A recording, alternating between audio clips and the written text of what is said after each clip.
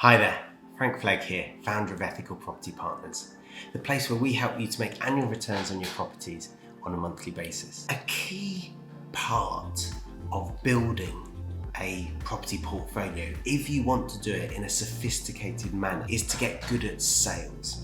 And in this episode, I'm going to explain to you a little bit about the psychology of selling, and then I'm going to give you an example from just earlier today that blew my mind. It blew me out of the water. It was in such an unexpected situation, but the woman was an expert saleswoman. She'd been trained so well that she made buying from her a pleasure. And here's the thing, she got me to spend, encouraged me to spend, helped me to spend 4 times what I was expecting to spend when I walked into her shop. So let's do a bit about the psychology first. If you don't like selling, and many of us have got hang-ups about salespeople, pushy salespeople, unethical salespeople who get people to buy things they don't need. If you hold those kinds of limiting beliefs, then you're not going to be good at sales. Now, I don't hold those beliefs. I believe that a salesperson, a good salesperson, an ethical salesperson, helps people to buy the correct solution, the correct product. And that's why I'm completely comfortable when I go out and see vendors, when I go out and negotiate portfolio purchases, etc. I'm 100% congruent.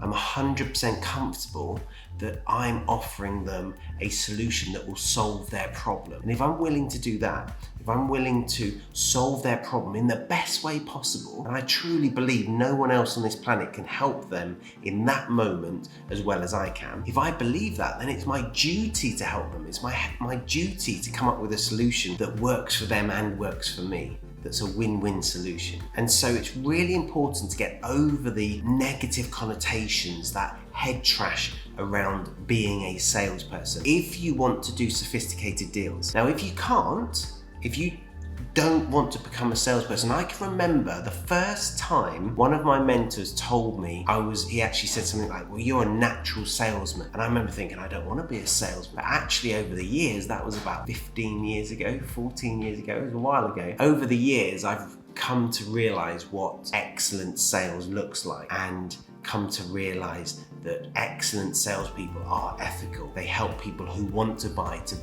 And I've actually experienced so many poor sales experiences where I've wanted to buy something and I've been put off buying it. I've had a poor experience of buying, that the salesperson's been that poor at their job. I really value an expert salesperson. Now, if you can't get your head around that, then forget about sophisticated property investing. You're not going to be able to do it, because sophisticated property investing is about the people, not about the properties. It's not about the numbers. It's about building rapport, coming up with solutions and explaining those solutions in such a way that the vendor recognizes the value in it and decides to go ahead with you. That is sales. There's no other way of describing sales. Recognizing the problem, eliciting the problem, coming up with a solution, and explaining it in such a way that the win-win becomes obvious to the vendor. That is what sales is in a sophisticated property business. If you can't do that, or you're unwilling to do that, and I just call it effective communication, then you need to go down the traditional property investing route. And there's nothing wrong with it. You will get phenomenal results over the very long term. And the beauty of traditional investing is you don't have to meet the vendor. You don't have to sell yourself. You can literally put an offer in writing. Who makes offers in writing other than people buying through estate agents? To the estate agent, they will put the offers forward and the vendor will basically go for the highest offer, unless there's a big difference in the people's ability to proceed. No sales whatsoever. The disadvantage is, rather than getting all of your money back in 3, 6, 9, 12 months, you're going to be getting all of your money back in 5, 10, 15 years. Still not bad. That will still compound, but much, much slower progress. Do you want to go down the sophisticated property investing route and really ratchet up that, leverage those skills that you're going to learn, and buy properties quickly, refinance them and be able to buy more, and really fast track your portfolio building? And of course, I preface that by saying you need to learn the skills, or are you going to go down the more sedate route of traditional investing, not have to hone those skills, just go through the numbers, go through the motions and buy properties more slowly? The example that prompted this episode today was one from this morning. So I went into the shopping centre in Derby. This is just prior to Mother's Day.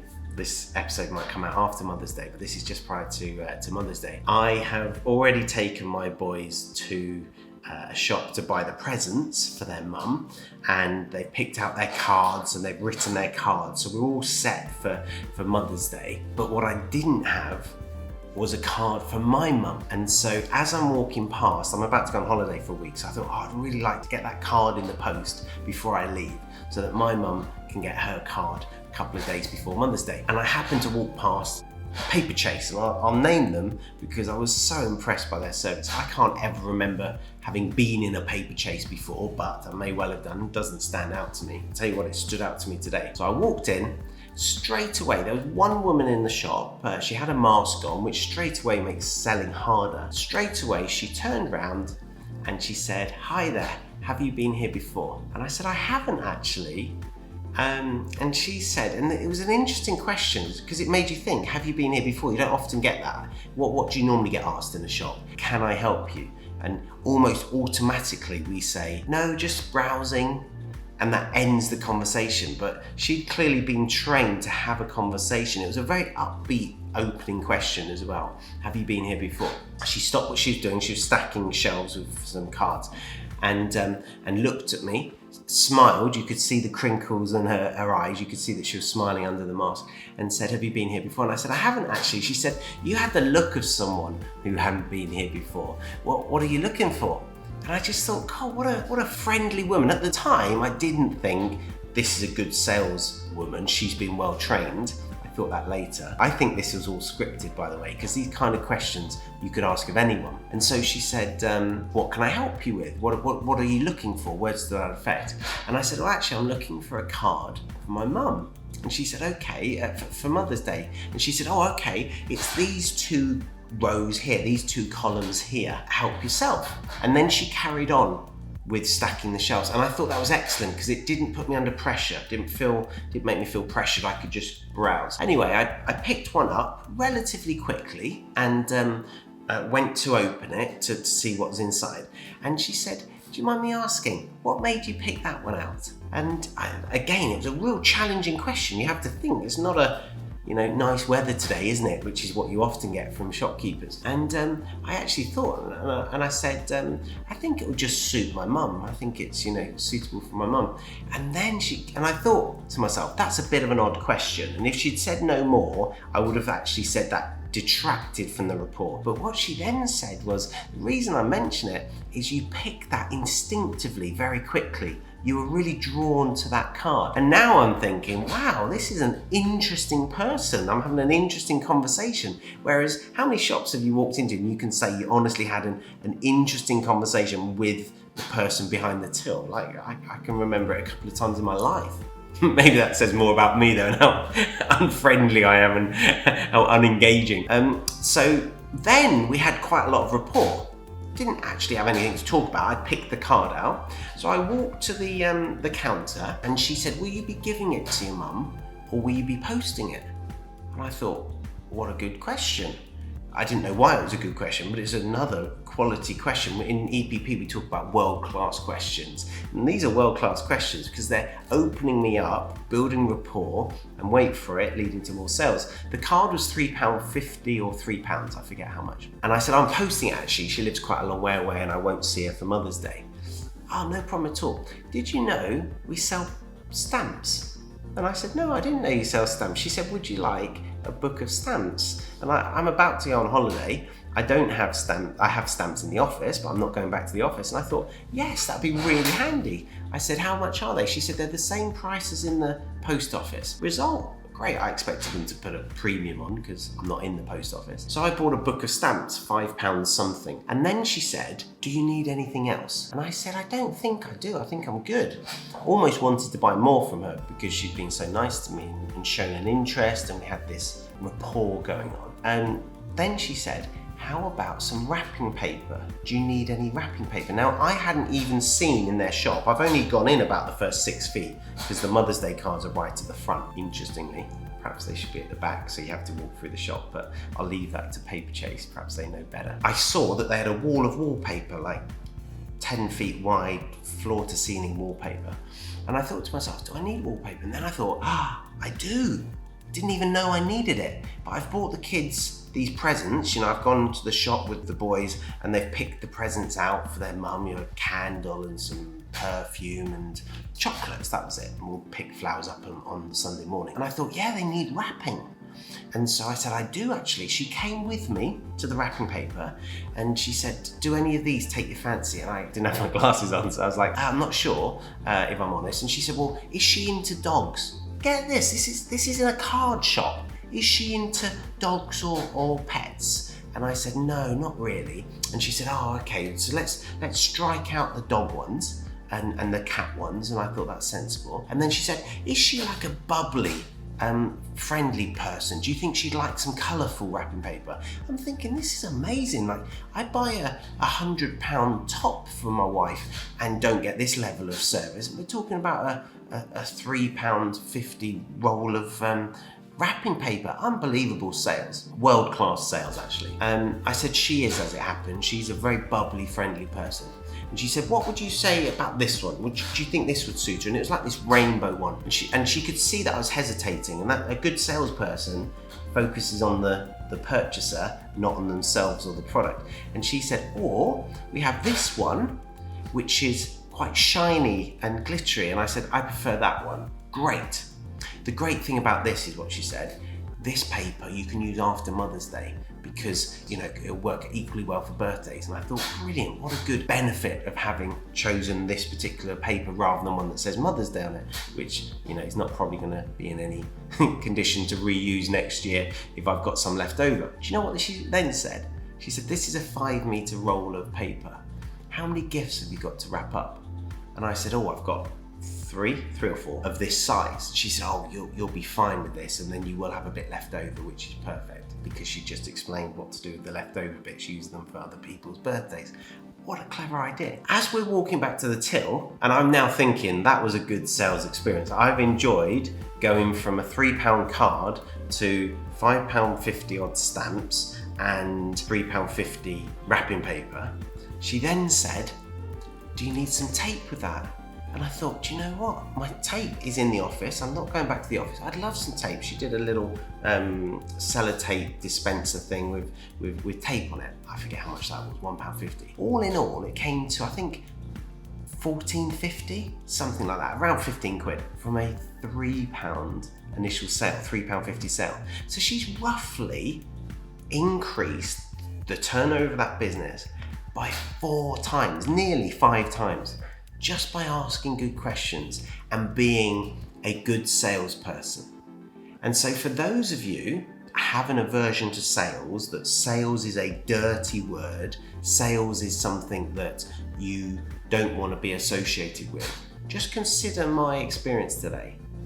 I walked out of that shop feeling better than when I walked in. I thought to myself, if I'm here again, I'll look to your shop for buying a card. And I paid 4 times as much as I wanted to, but I enjoyed buying it. And these were things I needed. I didn't know I needed them. I didn't know I needed wrapping paper and sellotape and stamps. Didn't even know they sold those. I just went in for a card. But because she was a good salesperson, because she understood my needs, asked world quality questions, I spent 4 or 5 times as much with her and enjoyed the experience more and am far more likely to go back. Before I left, she said, have you got one of our loyalty cards? I said, I don't actually. You do save 15% each time you come. And I said, I've never been here before, so I'll give it a miss, thank you. She said, no problem at all, completely understand. I said something about having too many cards. I can't stand having a thick wallet. I like my money to make my wallet thick, but not bits of, not loyalty cards. And she said, no problem at all. You do also get £5 off on your birthday though, which I loved, that they put £5 on your card for your birthday. I said, I'll give it a miss. And she said, well, hope to see you again soon. And I said, yeah, definitely. Thank you so much. And walked out. And I tell you that story because I think it's so indicative of how pleasurable sales can be. I had a help visit recently with a couple of vendors, and it was really pleasurable. And do you know what? I offered to buy their house at 50% of what we agreed it was worth. 50%. It was £320,000 on a 600 grand house. So whatever that is, 52% of its value, something like that. That's unbelievably low. But we had a very pleasant conversation, and I think I said in an earlier episode, I think there's about an 80% chance of them going ahead. I will update you on whether they go ahead or not. That's phenomenal. Absolutely phenomenal that we can all enjoy that sales process. And so guys, if you want to how to employ sales in your property business, perhaps you're a brilliant salesman in a different area of your life, but now you want to apply that to property. Or perhaps you've never done sales before, but you quite enjoy speaking to people, you're quite sociable. What you want to do is to come on to our seminar. We run one-day seminars, 4 or 5 of them a year. Get in touch with us. You can drop us an email at support@ethicalpropertypartners.com. We will tell you the dates of our next seminars. You can then book yourself on and come and find out what to say to vendors and how to say it to vendors. It's both of those. Notice the woman was smiling. Notice she had an upbeat, cheerful tone. That isn't by accident. That's because she's learned how to do it, because she's got a script, because she's got a structure to how she takes people through. And you might think, yeah, but I'm not trying to sell birthday cards, Frank. I'm not trying to sell wrapping paper. It's the same principle. A rubbish saleswoman would have had £3 off me, and I would have walked out 30 seconds later with a card. I probably would have thought it was quite an efficient transaction, but it would have been inefficient because another few days later I would have had to buy some wrapping paper and some stamps and some sellotape. She solved all those problems. And you might be thinking, yeah, but I don't want to try and get 4 or 5 times turnover. I'm trying to get a discount on a property. It's the same thing. If you build rapport, if you ask world-class questions, if you come up with solutions, the discount comes down and down and down. Some of you watching this will not have got more than a 5% discount ever on a property. And you might have got yourself a 10% discount from asking price. Bearing in mind, asking price isn't often value. Often asking price is 5 or 10% above market value.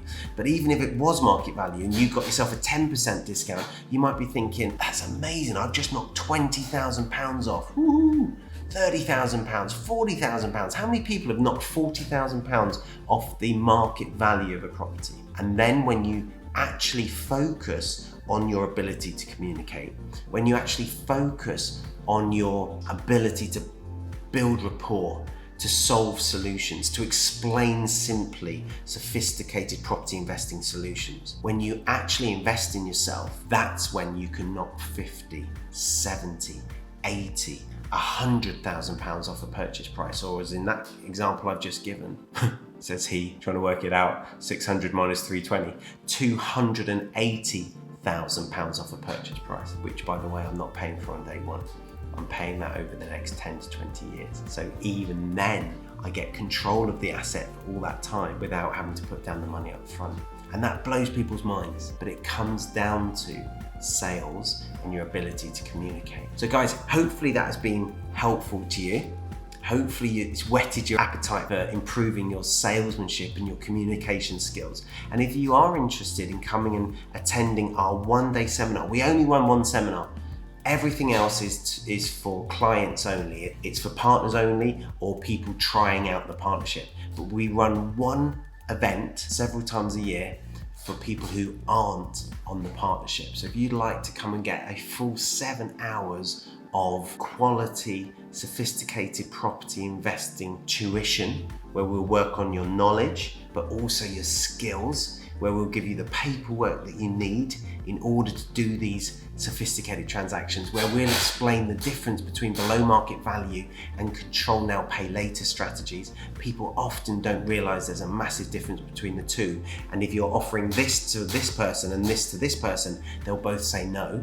But if you offer them to the right people, they'll both say yes. We'll explain how you can do that. We'll talk you through live transactions. We'll even phone vendors, we, not you, so don't worry about having to make calls. We will phone vendors, live vendors in the room, and show you how easy it is to put deals together and to obtain discounts and purchasing structures like you've never had before. If that's of interest to you, do get in touch. We run them in England and Northern Ireland, and so you can get in touch with us. We'll tell you where we're running them, when we're running them. As I say, 4, 5, 6 a year generally. Really small numbers. We keep them down to about 20, maximum 30 people in the room, so that we can work really closely with you and give you tons of value. If that's of interest, do get in touch. www.ethicalpropertypartners.com. Drop us an email, support@ethicalpropertypartners.com, and I'll look forward to seeing you at one of our seminar days soon. In the meantime, guys, happy investing.